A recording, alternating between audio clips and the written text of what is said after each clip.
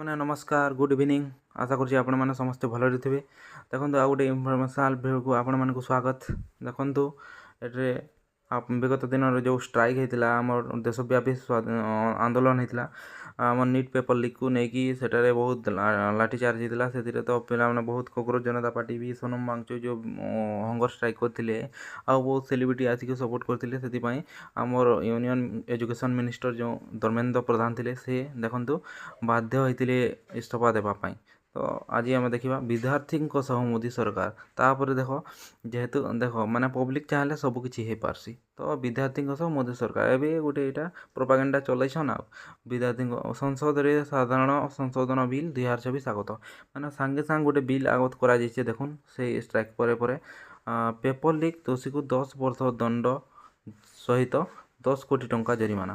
ଦେଖ ଆଗରୁ ଏଇ ସିଷ୍ଟମ୍ ନେଇ ଥାଏ। ଦେଖ ଗୋଟେ ବଡ଼ ଧରଣ ଷ୍ଟ୍ରାଇକ୍ ହେଲା ପରେ କିଛି ଗୋଟେ ତ ନୂଆ ରୁଲ୍ଟେ ଲାଗୁ ହେଲା କି ନି, ସେଟା ଲାଗୁ ହେଲା ପରେ କିଛି ପଛେ ଜଣା ପଡ଼ବା କାଣା ହେବା ନି ହେବା, ବାକି ଏଟଲିଷ୍ଟ ଗୋଟେ ରୁଲ୍ ତ ଲାଗୁ ହେଲା। ପେପର ଲିକ୍ ଦୋଷୀକୁ 10 ବର୍ଷ ଜେଲ୍ ଦଣ୍ଡ ସହିତ 10 କୋଟି ଟଙ୍କା ଜରିମାନା ପଡ଼ିବ। ମାନେ ଟିକେ ଡର ତ ରହିବା। ଏଟଲିଷ୍ଟ 3 ମାସରେ ମାମଲା ନିଷ୍ପତ୍ତି ପାଇଁ ଷ୍ଟାର୍ଟ ଟ୍ରାକ୍ ବିଚାର। ମାନେ ଯଦି କିଏ ପେପର ଲିକ୍ କଲା ବୋଲେ ସେଟାକେ 3 ମାସ ଭିତରେ ନିଷ୍ପତ୍ତି ପାଇଁ 3 ମାସ ଭିତରେ ନିଷ୍ପତ୍ତି ନିଆଯିବ। କୋର୍ଟରେ ଯେନ୍ କଲେ ବହୁତ ମାସ ବରଷ ଲାଗି ଯାଏସି। 3 ମାସ ବି ଫିର୍ ବି ବହୁତ ହେଇଗଲାନ। ଯେହେତୁ ଗୋଟେ ଛୁଆ ବହୁତ ପରିଶ୍ରମ କରି ଗୋଟେ ପେପର ଦେଇଥିବା କି ଗୋଟେ ଏକ୍ଜାମ୍ ଦେଇଥିବା, ତାର କ୍ୟାରିୟର ସବାଲେ ବହୁତ ଗରିବ ଛୁଆ ମାନେ ବହୁତ ପରିଶ୍ରମ କରି ବହୁତ ମାନେ କଷ୍ଟ ଦୁଃଖରେ ବହୁତ କମ୍ ପଇସାରେ ମାନେ ପାଠ ପଢ଼ିକରି ଏକ୍ଜାମ୍ ଦେଇଥିସନ୍। ତ ସେଟା ଯଦି ପେପର ଲିକ୍ ହେଇଗଲା ଆରୁ ଅଲଗା ବେଲେ ବହୁତ ପ୍ରୋବ୍ଲେମ୍ ହେଇଯାଏସି ତାହାକୁ। ତ 3 ମାସ ଯୋଉନ୍ ତାହାକୁ ବହୁତ ପ୍ରୋବ୍ଲେମ୍। ତ ଏଟଲିଷ୍ଟ ମାସେ ଭିତରେ ହେଇଯିବା କଥା ମୋର ହିସାବେ। ସେବା ପ୍ରଦାନକାରୀ କମ୍ପାନୀ ଦୋଷୀ ସାବ୍ୟସ୍ତ ହୁଏ, ତେବେ ସେମାନଙ୍କୁ 8 ବର୍ଷ ପାଇଁ କଲା ତାଲିକାଭୁକ୍ତ କରାଯିବ। ମାନେ ଯିଏ କରୁଥିବା, ସପୋଜ ଓଡର ପଲିସି କି ଏନ୍ତା ଯିଏ ଯଦି ମାନେ ସେ ଏକ୍ଜାମ୍ କଣ୍ଡକ୍ଟ କରୁଥିବା, ସେ କମ୍ପାନୀ କି ମାନେ ଓଡର ପଲିସି ତାର ଯିଏ କମ୍ପାନୀ ମାନେ ଯିଏ ସେ ଟେଣ୍ଡର ନେଇଥିବା ସେ ଏକ୍ଜାମ୍ କରାବାର୍ ଲାଗି, ସେ କମ୍ପାନୀକେ 8 ବର୍ଷ କଲା ତାଲି ମାନେ ସେମାନଙ୍କୁ ବ୍ଲାକ୍ ଲିଷ୍ଟେଡ୍ କରି ଦିଆଯିବା। ମାନେ 8 ବର୍ଷ ଲାଗି ସେମାନେ ଆରୁ ସେଟା କରି ନି ପାରନ, ଏକ୍ଜାମ୍ କଣ୍ଡକ୍ଟ କରି ନି ପାରନ, ସେମାନଙ୍କର ସଂସ୍ଥାକେ ପୁରା ବ୍ଲାକ୍ ଲିଷ୍ଟେଡ୍ କରି ଦିଆଯିବା।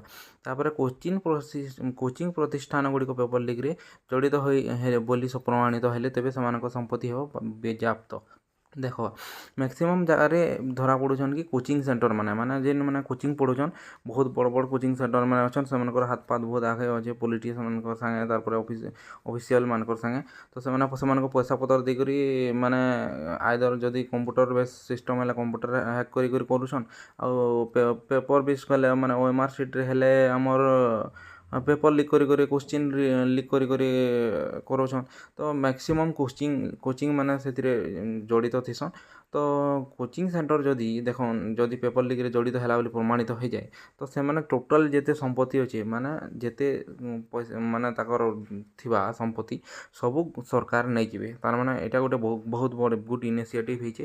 ତ ଆମର ଅଧିକାର ଆମକୁ ନେବାର୍କେ ପଡ଼ିଲା। କିଛି ଗୋଟେ ମାନେ ଗୋଟେ ନିହାତି ଷ୍ଟ୍ରାଇକ୍ କଲା ପରେ, ଏତେ ବଡ଼ ଧରଣ କଲା ପରେ, ଦେଖ କେନ୍ଦ୍ରମନ୍ତ୍ରୀ କେବେ ଏନ୍ତା ହିଷ୍ଟ୍ରିରେ ନି ହେଇଥାଏ କି 2014ରୁ ମୋଦି ଗଭର୍ଣ୍ଣମେଣ୍ଟ ଆସିଲାନ ବିଜେପି, କେବେ କିଏ ଇସ୍ତଫା ନି ଦେଇଥାଏ କି ଏତେ ବଡ଼ ଧରଣର ଷ୍ଟ୍ରାଇକ୍ ନି ହେଇଥାଏ। ତ ବହୁତ କିଛି ଖରାପ ଜିନିଷ ହଉଛେ ଇଣ୍ଡିଆରେ, ଏବେ ବି ହଉଛେ ଆର୍ ଆଗ୍କେ ବି ହେଇତେ ଯିବା। ସେଥିର୍ଲାଗି ଆମେ ମାନେ ନିହାତି ସ୍ୱର ଉତ୍ତୋଳନ କରବାର୍ କଥା। ତ ସ୍ୱର ଉତ୍ତୋଳନ କଲେ ନିହାତି ପରିବର୍ତ୍ତନ ହେସି। କିଛି ନା କିଛି ଏଟଲିଷ୍ଟ 100%, 10% ତ ଏଟଲିଷ୍ଟ ହେବା। ସେଥିର୍ଲାଗି ଆପଣମାନେ ଯଦି କିଛି ଆପଣମାନଙ୍କ ଲୋଚନକେ ଆସୁଛେ କିଛି ବି କେହେନିଆ କରପ୍ସନ୍ କି କାଣା ହଉଛେ, କିଛି ଯଦି ଖରାପ ଜିନିଷ ଆପଣମାନେ ଜାଣିପାରୁଛନ୍, ତ ନିହାତି ଭାବରେ ଆପଣ ସେଟାକେ ଜଣଉନ୍। ଆରୁ ନିଜର କ୍ୟାରିୟର, ନିଜର ଭବିଷ୍ୟତ, ନିଜର ଜୀବନର କଥା ହେ।